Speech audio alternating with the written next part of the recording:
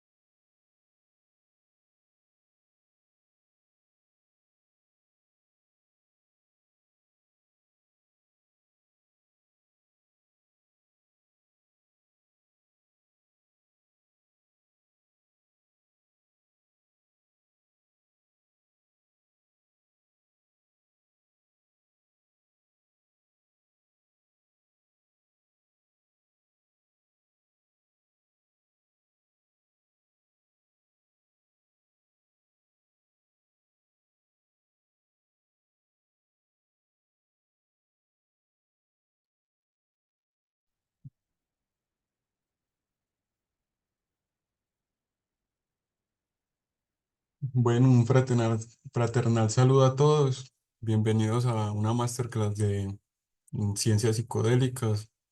Muy agradecido de que estén acá conectados. Y bueno, hoy el tema que íbamos a tratar, que se va a tratar en esta masterclass, es acerca de los psicodélicos versus los fármacos tradicionales. Mm, El subtítulo para esta charla es una encrucijada farmacológica y ya iremos develando cuál es esta encrucijada y ante qué nos estamos enfrentando y cuál es el reto que viene con esta revolución psicodélica.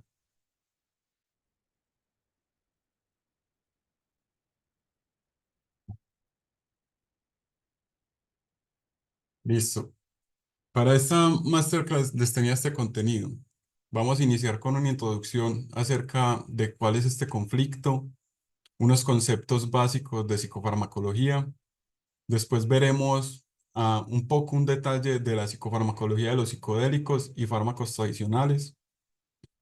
Luego revisaremos cuáles son las perspectivas extrafarmacológicas que están imbuidas en este tema con los psicodélicos, lo que es el set, setting and matrix, la perspectiva crítica y unas conclusiones finales.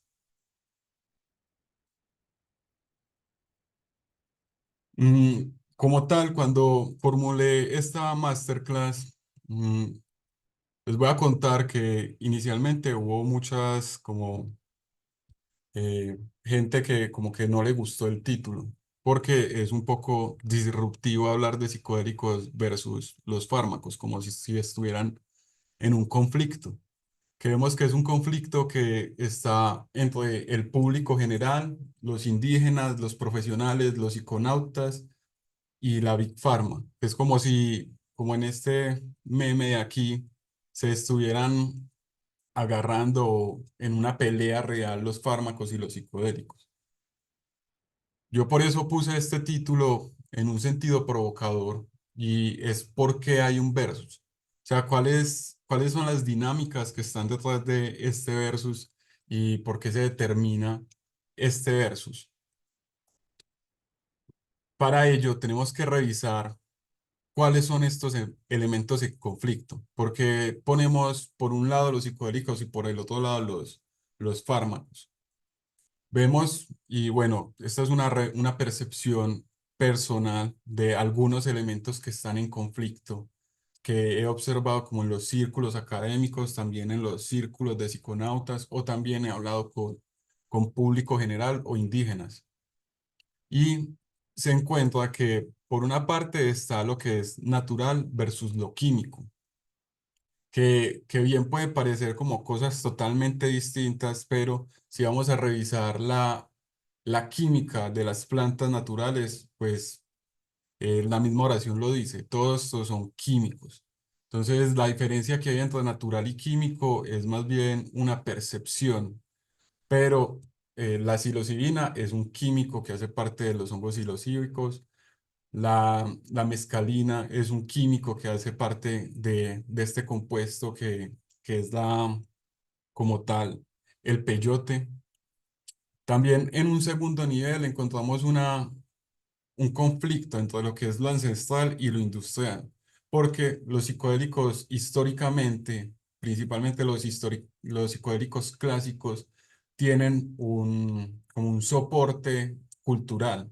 Por eso podemos decir, en el caso de los hongos, que les llaman niños santos, que tienen sus propias culturas que las usan, como los mazatecos, o también tenemos el caso de los embera en Colombia y así en diferentes partes del mundo. O en el caso del peyote podemos encontrar culturas como los saumaras o también los huicholes que hacen uso de estas plantas y por eso se considera que estas plantas son ancestrales y tienen un soporte histórico versus el origen industrial y farmacéutico de lo que llamamos fármacos en en el lenguaje popular. En un tercer nivel, encontramos que hay un conflicto entre lo que es lo instituido versus lo instituyente. Lo instituido es esto que ya está preestablecido. Hablamos de leyes ya instituidas, hablamos también como de saberes instituidos versus el instituyente, que es este factor de cambio, esto que viene a generar una revolución o un cambio. Por una parte vemos los fármacos que son tradicionales y que tenemos como en el vademecum químico, que los profesionales los recetan, los médicos, los psiquiatras, y tenemos este versus de los psicodélicos que vienen de alguna forma, eh, a, como a cambiar el panorama, pero sabemos que históricamente los psicodélicos hacen parte del ser humano y de la historia humana y es tan antiguo como la misma conciencia humana.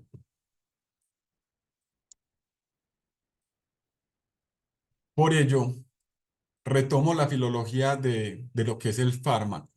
Y filología es la historia lingüística, va más allá incluso de la etimología, que la etimología es segmentar la palabra y encontrar sus raíces. La filología implica revisar en qué contexto histórico y la evolución que tiene una palabra a lo largo de la historia para poder develar su significado histórico y cómo está relacionado con el momento histórico en el que esta palabra aparece y sus implicaciones en las conciencias de las personas que viven estos momentos. Es prioritario que revisemos esto, retomando esta frase de Antonio Escotado en su libro Historia General de las Drogas, que él dice, un camino para formarse conceptos en vez de dogmas y mitos sobre este objeto es atender a la propia génesis. Por ello es tan importante revisar cuál es el origen de la palabra fármaco y por qué entra en conflicto con muchas personas. Mm, Mucha gente puede diferenciar lo que es un fármaco a lo que es un medicamento o un remedio. Pero si vamos a la revisión filológica de esta palabra, el fármaco nace en un contexto donde por una parte está lo que es el miasma y es esta impureza, el temor a la impureza. Y por otra parte está la catarsis, que es el deseo de la purificación ritual. Todo esto acontece en la antigüedad donde no sé si habrán escuchado alguna vez la teoría de Hipócrates y ahí se mencionan un poco de los miasmas, también con otros médicos de la época, hablan de esta suciedad que embude al cuerpo y que lo contagia y que lo contamina. Este miasma puede ser de origen místico, mágico, o también puede ser de origen orgánico, que puede ser cualquier evento o enfermedad adquirida. La catarsis, en contraparte, es el proceso por el cual este miasma es sacado y vienen todos de un contexto que es mágico, porque antes de los conceptos médicos y de los procedimientos médicos, la sanación era desde un punto mágico, mágico religioso. Y en todo este contexto es donde nace la palabra fármaco, que es de toda esta cultura griega, y un fármaco como, como término puede significar remedio o veneno. Creo que varios que estén acá han escuchado esta frase de Paracelso de que cualquier sustancia puede ser tanto un remedio o un veneno y depende de la dosis. Depende de la dosis. Y aquí, desde este contexto, cuando los médicos empiezan a separarse de lo que es el, como el conocimiento mágico religioso y de separar la enfermedad de un origen espiritual a ya a causas orgánicas y naturales, se da una cruzada farmacológica. Esta cruzada farmacológica y este conflicto no empezó con los psicodélicos, sino que es un conflicto que lleva desde la antigüedad y es un conflicto que se ha sustentado por diferentes actores. Y ellos empiezan con esta cruzada farmacológica para distinguir la ambivalencia esencial, que es distinguir de un remedio y un veneno o distinguir de lo espiritual y de lo material. El fármaco también, eh, dentro del modelo que retoma Antonio Escotado en su libro, el fármaco es un vehículo de éxtasis chamánico, un sacrificio comunión que utilizan las comunidades para, por medio de una sustancia orgánica externa, purificar y hacer el proceso de catarsis. El fármaco está también emparentado con otro concepto conocido como fármacos, que el fármacos permite la catarsis por medio de un chivo expiatorio, que era este caso de los sacrificios humanos o cuando apedraban a alguien en público. Y esta persona y este chivo expiatorio que recibía ese malestar, ese miasma, era el que permitía la catarsis. En contraposición está el fármaco, que el fármaco es una sustancia que representa al Dios mismo.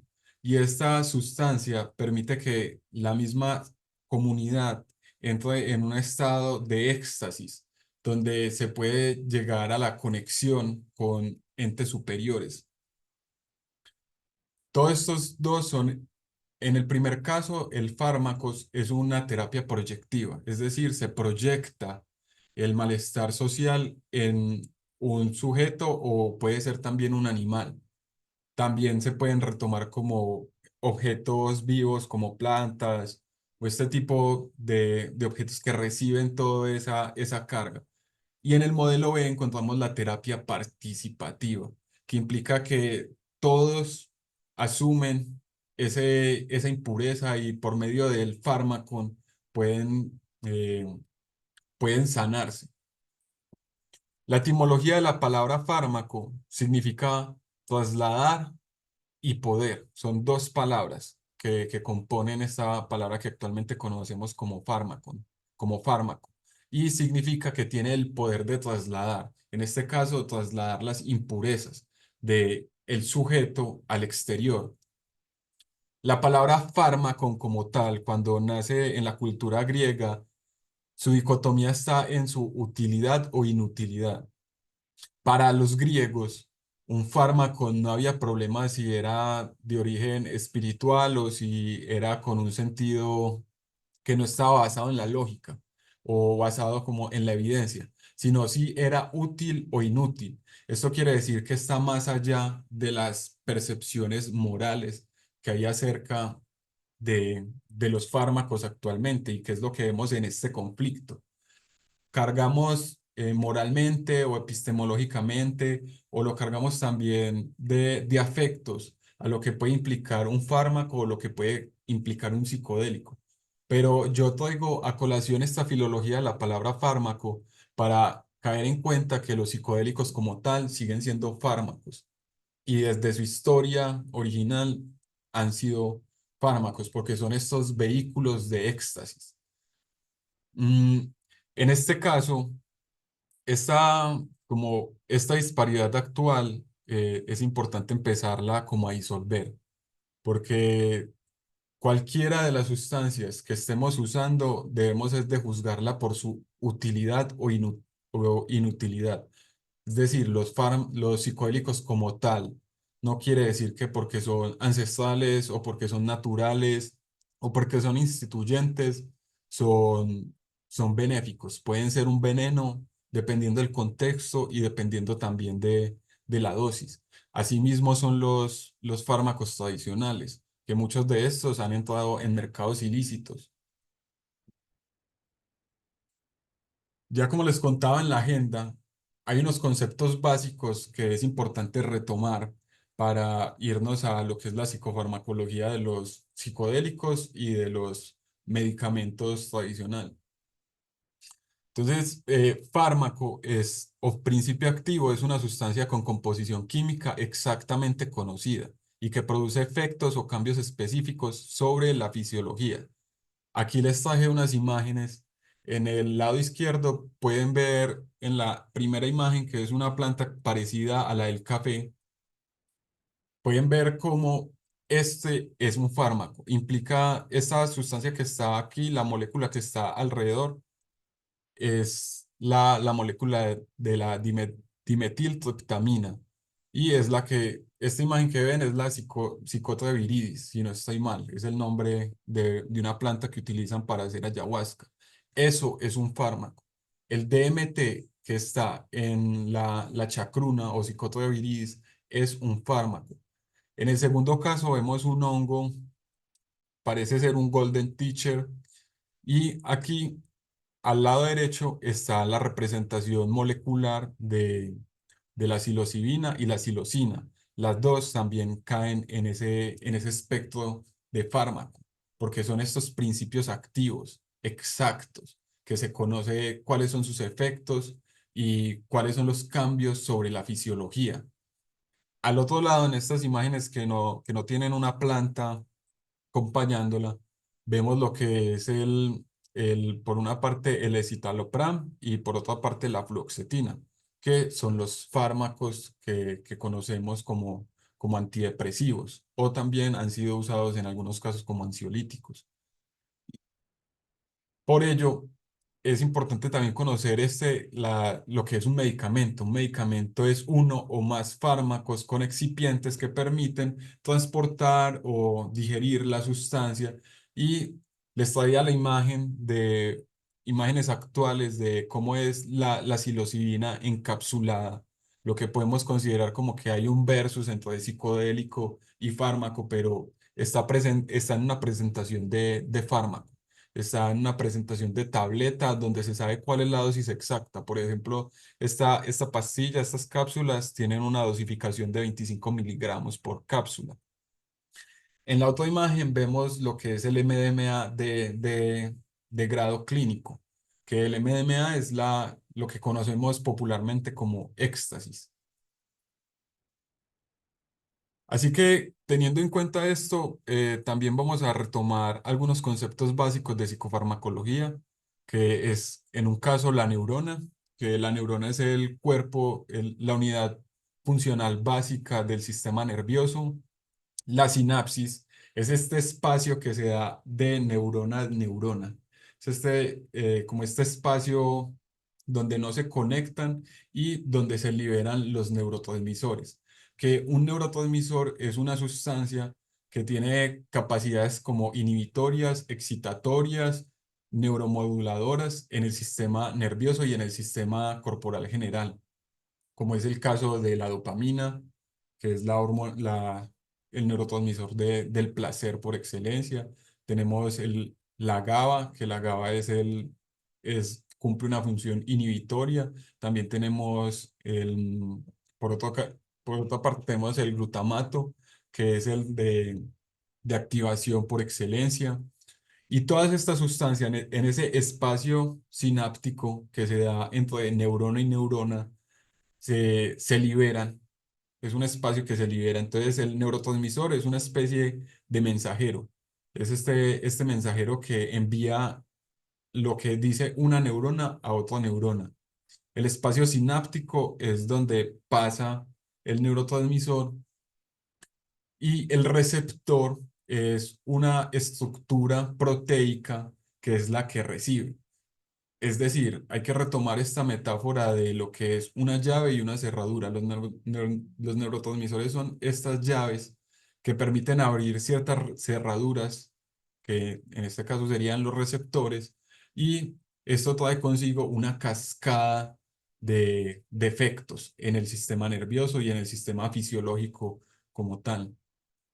Finalmente tenemos lo que es un alcaloide, que un alcaloide son las sustancias nitrogenadas, es decir, tienen nitrógeno en sus estructuras moleculares y causan efectos a nivel nervioso. La mayoría de psicodélicos son alcaloides, a excepción de, por ejemplo, la salvia dinorum, la salvinorina, no es nitrogenada y es uno de los enigmas de la psicofarmacología en estos momentos. Teniendo esto en cuenta, la psicofarmacología de los psicodélicos y de los medicamentos farmacéuticos, que me parece más apropiado usar como este versus de los medicamentos farmacéuticos que tienen una función específica para tratar patologías específicas, es que retomo lo que es el modelo bipartito de Cajar Harris y el doctor Nutt, y ellos toman este modelo para intentar explicar algunas de las funciones de la serotonina, porque a la actualidad no se conoce todas las funciones de la serotonina y no se conoce específicamente sus mecanismos de acción.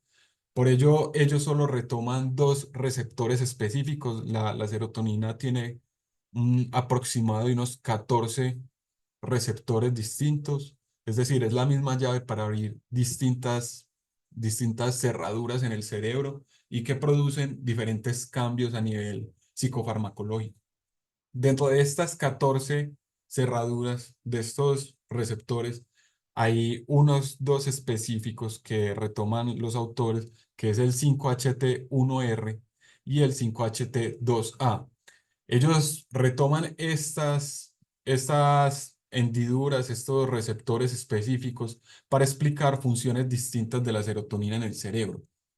En el primer caso, que son los 5HT1, vemos que son receptores que están ubicados en la possinapsis, que quiere decir como esta es la neurona presináptica, esta es la neurona posináptica y están ubicados en esta segunda parte, es decir, son los que reciben el mensaje que viene siendo el neurotransmisor. Y en estos receptores posinápticos están mediados por la respuesta o las medidas de afrontamiento pasivas. Es una hipótesis, claro está, y ellos retoman varios estudios y hablan que, por ejemplo, la acción básica de los inhibidores de recaptación de serotonina a partir del uso crónico, cuando se toma reiteradas veces en el tiempo, su mecanismo básico es aumenta la señalización, la activación de los receptores serotoninérgicos 1A posinápticos y con ello reduce la respuesta límbica, que es una zona del cerebro que se ve inflamada ante situaciones como la depresión. Este tipo de patologías en las neuroimágenes y en los estudios que se han hecho, la el sistema límbico se ve inflamado por su sobreactividad. Algunas de las funciones que reducen los inhibidores de recaptación de serotonina son el estrés, la impulsividad, la agresión y la ansiedad. Y las funciones que aumentan y mejoran son la resiliencia, la paciencia y la tolerancia al estrés. Específicamente, este punto es diferencial con el mecanismo de acción de los psicodélicos. Los psicodélicos, por su parte, actúan específicamente o especialmente en los 5-HT2A, estos receptores serotoninérgicos, pero no son exclusivos para estos receptores. Los psicodélicos pueden variar en la cantidad de receptores que estimulen, mayormente son los serotoninérgicos, pero su mayor acción ha sido encontrada que es en los 5-HT2A, porque se han hecho estudios donde se bloquean estos receptores y a la persona se le da psicodélicos y la respuesta en términos de efectos subjetivos es mucho menor. En este sentido, la acción básica de los psicodélicos viene siendo por una estrategia de afrontamiento activa. Ya les voy a explicar por qué. Porque la acción básica aumentan la activación de estos receptores. Con ello, aumentan la entropía cortical, que tiene que ver con toda esta zona superior. Y con entropía me refiero es como que aumenta el caos en las estructuras preestablecidas, el caos como en el funcionamiento cerebral normal, y a partir de este caos se reorganiza. Si se hace en un contexto terapéutico, se reorganiza la información y con ello la psicofarmacología del cerebro. Las funciones que reduce son el pensamiento rígido y el pesimismo. Y se aumentan otras funciones como la plasticidad, que es la capacidad de cambio, la sensibilidad al ambiente, el aprendizaje y el desaprendizaje, porque también hay que desaprender creencias, patrones, conductas que uno adquiere en la infancia y que pueden ser maladaptativas. Y aumenta la adaptabilidad y la posibilidad de cambiar. Los dos, los psicodélicos como los fármacos tradicionales o los medicamentos farmacéuticos, llevan a una reducción de la depresión y a un aumento del bienestar. Y esto se da por dos mecanismos totalmente distintos. En el caso de los psicodélicos es una respuesta activa porque normalmente cuando una persona ingresa en un proceso psicoterapéutico asistido con psicodélicos, empiezan a realizar cambios en su vida diaria que aumentan y que se promueven por esta plasticidad y esta oportunidad que confieren estos fármacos en el cerebro. Bueno, en este momento también es para contarles que tenemos un curso para profundizar todo esto, en la aproximación al uso terapéutico de enteógenos y psicodélicos occidentales. Todavía tenemos cupos para que si quieren conocer a mayor profundidad estos datos de los psicodélicos e historia y otros aspectos de los psicodélicos, esta es una oportunidad muy buena. Vamos a tener profesionales y también incluimos uno de los valores diferenciales de nuestro curso es la inclusión a población indígena como tutores. Ahí les dejo el dato para que si alguien está interesado escriba a Ciencias Psicodélicas. Bueno, mm, a partir de esto encontramos que el versus, en esta charla sí les traje un versus que aparece en las bases de datos como una pelea académica, o podemos poner como una revisión, una puesta a revisión de cuál de estos fármacos funciona mejor, o la psilocibina o el citalopram, que es un antidepresivo. Y es en el caso de la depresión. En este artículo del doctor Cahar Harris, Bruna Greenspan, Rosalind Watts y otros autores, se encontró que realmente la psilocibina no tiene como ventaja sobre el escitalopram, pero sí se encontró y está puesto a revisión que tiene tiene ventajas en cuanto a efectos adversos. Hay que poner en todos estos estudios en tela de juicio porque incluso los autores mencionan que es necesario hacer más investigación acerca porque hay muchas cosas que no se pueden medir en un ensayo clínico, teniendo en cuenta que es una poca población, que todavía los datos son muy pocos. Pero en este versus que se hizo, encontramos que el conflicto, la verdad, todavía no está sustentado desde la ciencia. Por otra parte, encontramos que los efectos de la psilocibina después del uso de citalopram en comparación con el placebo, en un estudio aleatorizado con doble ciego, control de placebo y que se combinan como los los pacientes, un crossover en sujetos saludables, se encontró que el uso de psilocibina después de citalopram también reducía, o sea, el escitalopram permitía que se redujeran algunos de los efectos adversos que podían tener los psicodélicos. Algunos de los efectos adversos de los psicodélicos es como dolor de cabeza, náuseas, em, esos son un poco la ansiedad, también es uno de los efectos adversos que puedan tener los psicodélicos. En el caso de la seguridad, se han hecho algunos estudios acerca de la eficacia y la seguridad de los psicodélicos serotoninérgicos, por ejemplo, en este paper que vemos al lado izquierdo. Y se ha criticado realmente porque los actuales estudios han tenido altas expectativas sobre los resultados. Tenemos que tener en cuenta que detrás de estos estudios hay un montón de plata y de inversores interesados en que estos estudios sean funcionales.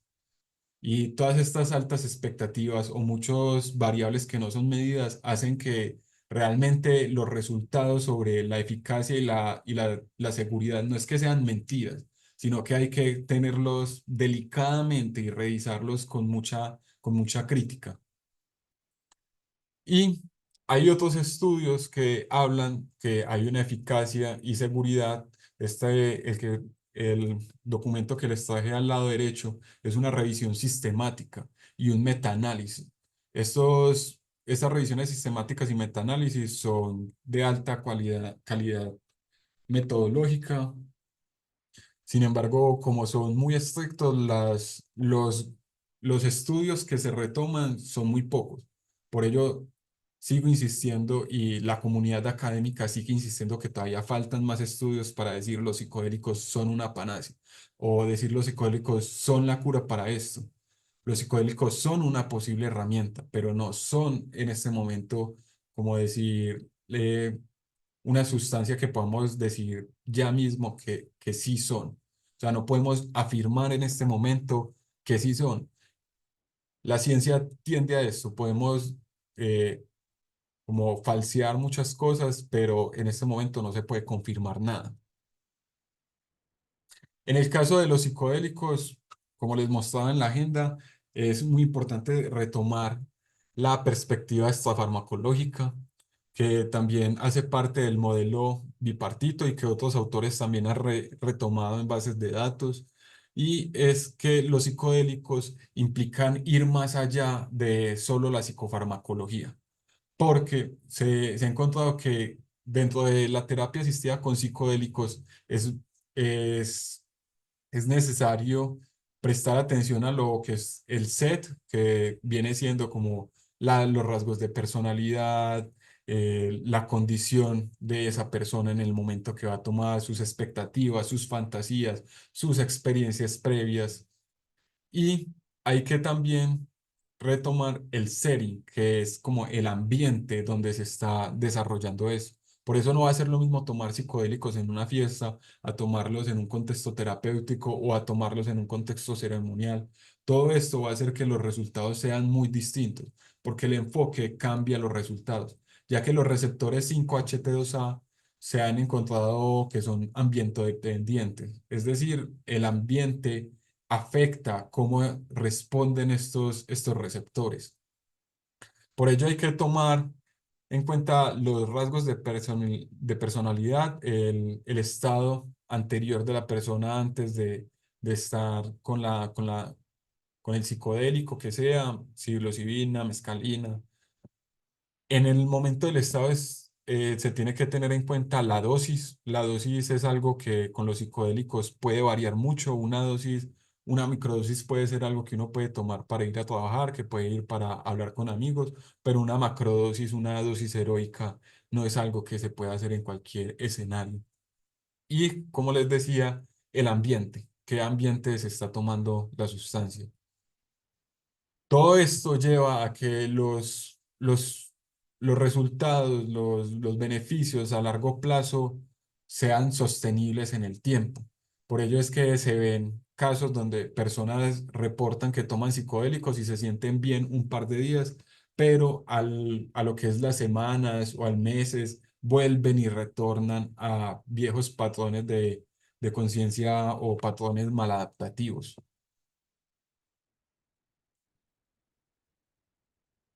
Bueno, acá les traía unos artículos, todo esto lo pueden pedir por mensaje a Ciencias Psicodélicas, les paso toda esta información. Y es de cómo el setting han sido revisados y se ha comparado con psicodélicos y con placebo. Y hay que tener este modelo extrafarmacológico en un futuro donde sea algo legal, por ejemplo, en el contexto colombiano, que sea algo legal porque esto va a determinar todos los resultados. También otra variable que una autora retoma en este artículo es las expectativas. Y no solo las expectativas que puede tener el paciente sobre los resultados, sino también las expectativas que puede tener el, el terapeuta o las personas que están conduciendo el ensayo clínico. Todo esto influye en este modelo extrafarmacológico. Aquí también se habla de lo que hay una moral psicofarmacológica y que necesita ser entrevistada, que necesita ser atendida, a revisar cuáles son los fundamentos morales que están detrás de la psicofarmacología, porque desde la filosofía científica se ha demostrado que la ciencia no es algo que esté aparte de la ética, no es algo que esté aparte de nuestros estados socioeconómicos, de nuestro estado, de nuestra época histórica. Y todo esto influye en la terapia y en el sujeto que hace uso de esta sustancia. Y otra variable a tener en cuenta es el imprinting, que el imprinting es lo que pasa, o sea, las experiencias previas que ha tenido la persona con sustancias psicodélicas y que esto puede influir en el set y el setting que se retoma y que se hace la terapia.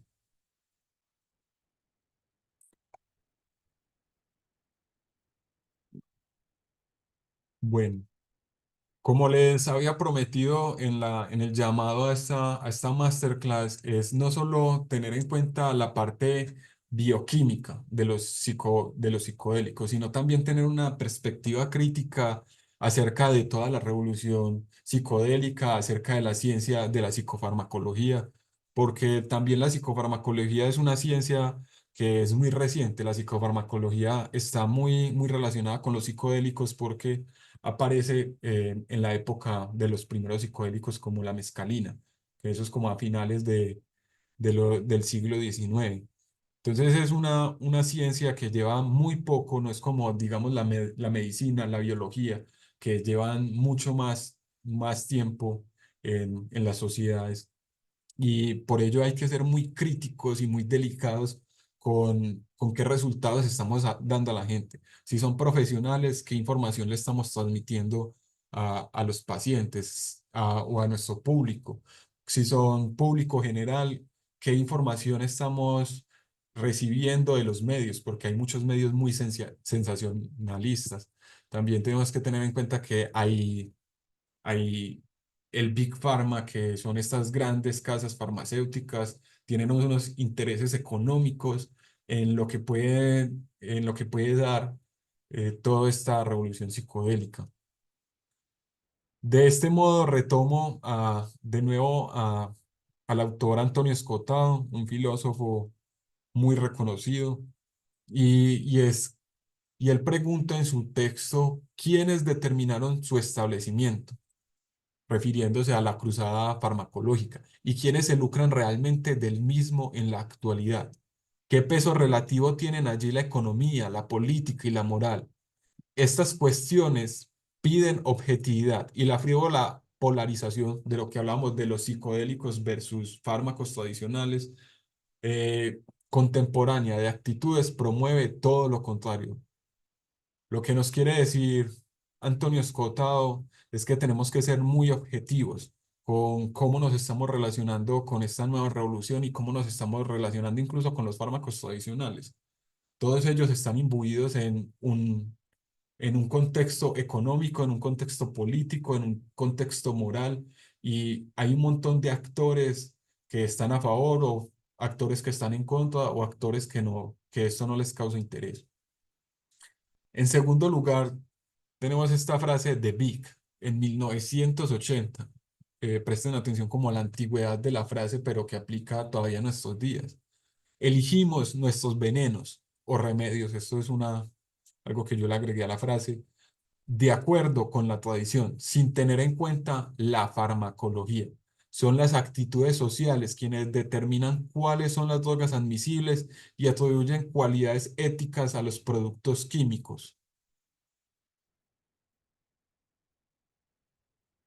Ya, ya como empezando a cerrar esta parte crítica, hay que retomar y hay que traer a colación al autor Michel Foucault, un autor que puso a relieve la teoría del poder y cómo esto tiene que ver con él no le tocó esta parte de la revolución psicodélica, pero su vida y su biografía sí estuvo relacionada con el consumo de drogas.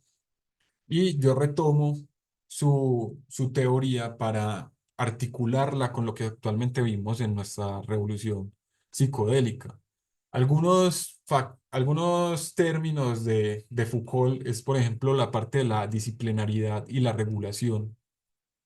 Y hay que preguntarnos, esto más que respuestas a todo este debate que hay acerca de los psicodélicos y la revolución psicodélica, son un montón de preguntas. Quiero que se lleven preguntas críticas a su día a día y que empiecen a revisar más críticamente los resultados que pueden dar la prensa o que pueden dar las investigaciones. Que porque sea un estudio científico no quiere decir que es la verdad grabada en piedra. Algunas preguntas es, por ejemplo, si la regulación de las sustancias psicodélicas es una forma de poder disciplinario, que nos podemos emocionar con la idea de que los psicodélicos sean legales en algún punto, pero eso también implica y tiene tintes de poder disciplinario. Por otra parte, otro de los términos que es muy importante es el biopoder y la salud mental, cómo se relaciona este biopoder, que el biopoder es la forma que el Estado o que el poder tiene de usar los cuerpos, de usar el organismo para ejercer sus tácticas de control de masas o sus tácticas de influencia, de castigo, de estimulación. Y hay que revisar las formas en que las políticas de salud pública gestionan el uso de psicodélicos. ¿Es esta integración al marco legal médico una clase de control biopolítico? ¿Cómo influye en la accesibilidad y las condiciones? También es la psicofarmacología una tecnología avanzada de poder, y esto lo digo muy críticamente porque yo soy un amante de la psicofarmacología, pero lo vemos históricamente, por ejemplo, cuando salió el LSD, fue utilizado en muchos experimentos de la CIA, en el MK Ultra, para intentar usarlo como drogas de la verdad o drogas de control. Si revelamos los mecanismos de la conciencia y por qué somos como somos y qué es lo que significa el ser por medio de la psicofarmacología, es un tema a tener como con pinzas porque esto en términos de poder, en términos estatales, es algo delicado. Otro término de Foucault es el panóptico y la vigilancia, y es como la supervisión estricta durante las sesiones terapéuticas puede implicar un cambio en la experiencia del comportamiento. Es decir, estas formas de vigilancia afectan la experiencia del comportamiento de los sujetos. Estar en un contexto clínico de investigación afecta sus resultados. Es posible que una persona por ingresar a un estudio clínico que vio en la prensa, que decida que es lo último en, o sea, lo último, lo que está en el horizonte del conocimiento, que es como la panacea a su enfermedad mental, afecta los resultados. Es este versus socialmente percibido como una resistencia a las formas de autorregulación impuestas externamente. Y con esto me refiero a que los psicodélicos históricamente, en la época del hipismo, estaban relacionados con la revolución, estaban relacionados con lo instituyente, con cambiar las formas y las estructuras de poder. Pero es posible que se ha dado una vuelta a los mecanismos de biopoder y a estos mensajes que lanza la academia, que lanza la política, que lanza desde la parte económica, a que esa regulación externa se lleve internamente y que los psicodélicos pueden ser herramientas para aumentar esta autorregulación. Entonces pueden ser tanto como la solución o como el veneno, retomando como el significado de lo que es un fármaco. Los psicodélicos, tanto a nivel individual, pueden ser un remedio, un veneno, y a niveles sociales, a niveles económicos, a niveles políticos, pueden implicar lo mismo, remedio o veneno. Ya más adelante, Foucault, él también retoma, él habla de lo que es esta relación que hay entre el saber y el poder y cómo la validación científica entra en este juego de saber es poder y poder es saber. Y tienen que, quiero que se lleven esta pregunta de quiénes tienen el poder de definir las investigaciones, qué métodos se usan, cuáles son los conocimientos que están detrás de estas investigaciones, cuáles son los valores o cuáles son los conceptos ontológicos acerca del ser que están relacionados a estas investigaciones y cómo se interpretan estos datos. ¿Quién puede decir que estos datos son verdaderos y quién puede negar que los datos son verdaderos? Como punto final está lo que es la microfísica del poder en la terapia y es las interacciones terapeuta-paciente, o sea, este relacionamiento de autoridad hacen parte de las variables farmacológicas. Aquí les traigo unos artículos críticos por si los quieren leer acerca del discurso y el poder en los estudios de la conciencia con los psicodélicos o la decolonización de los psicodélicos en el espacio de investigación.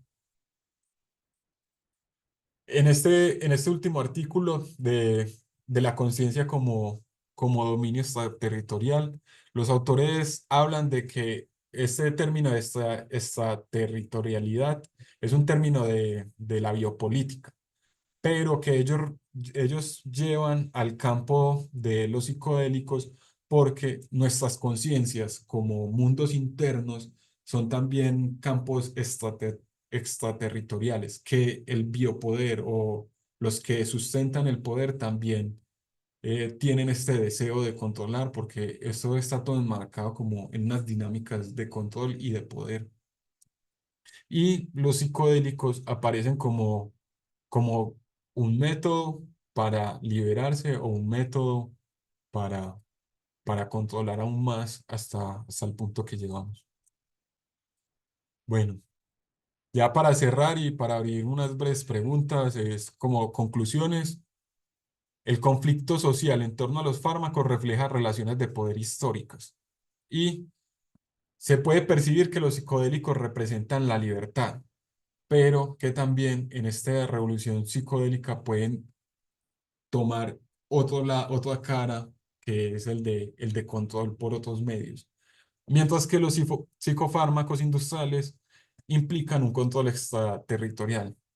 Es este control sobre las conciencias, sobre lo que otros autores han llamado el estado de bienestar.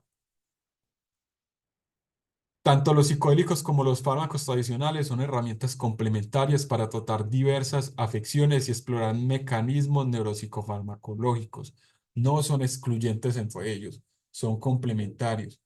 Y como tomaban los antiguos, los griegos, a los fármacos, en la actualidad hay que tomarlos de la misma forma, es dependiendo de su utilidad o inutilidad. Históricamente podemos ver que los psicodélicos están sustentados, lo que se puede decir antropológicamente, pero todo esto lo tenemos que poner al ojo de la ciencia, al ojo de la evidencia. Y si son útiles, pues perfecto, hay que usarlos, pero si son inútiles, hay que descartarlos, como todo en este campo de la ciencia. Lo que sirve se deja, lo que no, hay que reformularlo. Y sirven como mecanismos para estudiar nuestros mecanismos neuropsicofarmacológicos, conocer un poco más sobre qué es la conciencia. Los autores que le mencionaba anteriormente en el último estudio dicen que los nuevos dominios territoriales emergen con avances epistemológicos y tecnológicos, y la extraterritorialidad implica intervenir en estos nuevos dominios como objetos de gobernanza. Los psicodélicos pueden ser una forma para reconocimiento interno, también para liberar como cargas que, o sea, para más que liberar, ser conscientes de el juego que estamos accediendo con con los mecanismos de poder y con estos otros actores como es el Big Pharma, como es el poder estatal, la academia como otro actor del poder. Otra conclusión a partir de toda esta masterclass es el factor extrafarmacológico de los psicodélicos. Abren la puerta a nuevos retos en la investigación farmacológica. Eso era algo que no se tenía en cuenta con los fármacos tradicionales. Y aunque existe riesgo de coaptación y comercialización superficial de los psicodélicos, como se está viendo con estas empresas que están intentando patentar lo impatentable, se sugiere que se puede resistir al promover una comprensión más amplia de la identidad y ofrecer una mayor percepción fenomenológica, potencialmente contribuyendo a la búsqueda de la emancipación colectiva.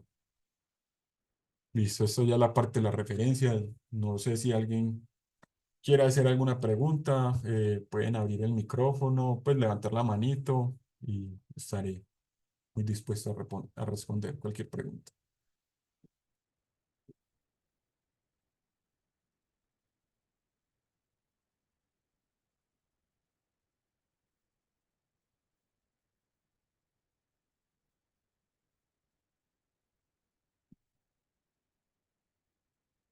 También pueden dejar las preguntas por escrito o si no, podemos ya dar cierre a esta masterclass.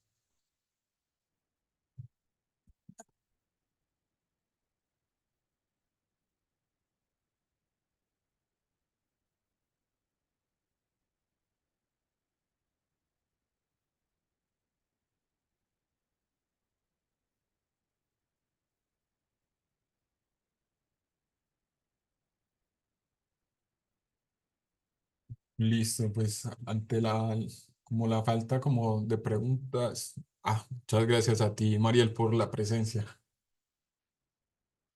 Bueno, si nadie tiene una pregunta puntual, podemos dar por finalizado este espacio y, y muchas gracias a todos los que aparecieron y se presentaron. De verdad, se aprecia mucho. Ok, aquí veo que Diana, listo, ya lo voy a activar. Mm,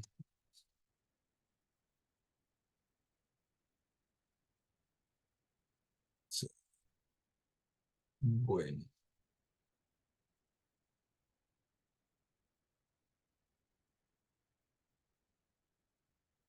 Listo, creo que ahí ya quedaron habilitados los micrófonos por si alguien quiere hacer una pregunta.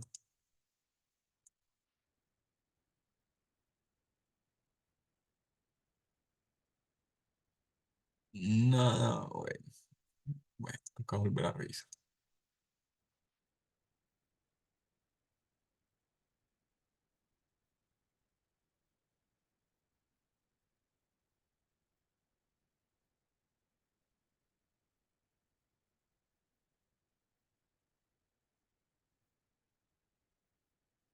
Listo, dale Diana Mesa. Voy a intentar si de pronto activo.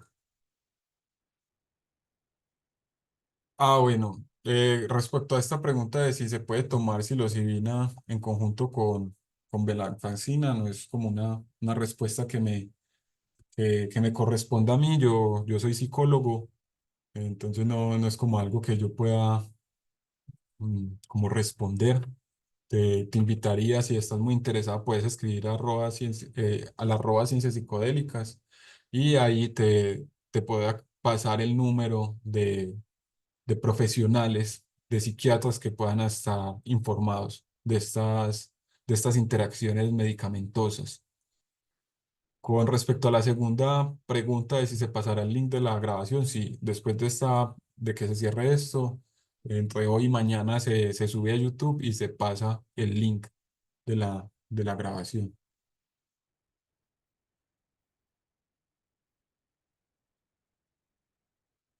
Listo. Muchas gracias a todos los que se presentaron. Los invitamos a que sigan asistiendo a estas masterclass. Ustedes son las personas que le dan valor a este proyecto que continúa en construcción. Y nos continuaremos viendo en muchos más encuentros. Tengan en cuenta el curso, allá desarrollaremos a mayor profundidad. Y si tienen preguntas con los temas como de índole espiritual, que no es algo que me corresponde a mí, con los tutores de la parte indígena, pueden conocer un poco de sus perspectivas ontológicas y epistemológicas. Y muchas gracias a todos. Nos estaremos viendo en otros encuentros.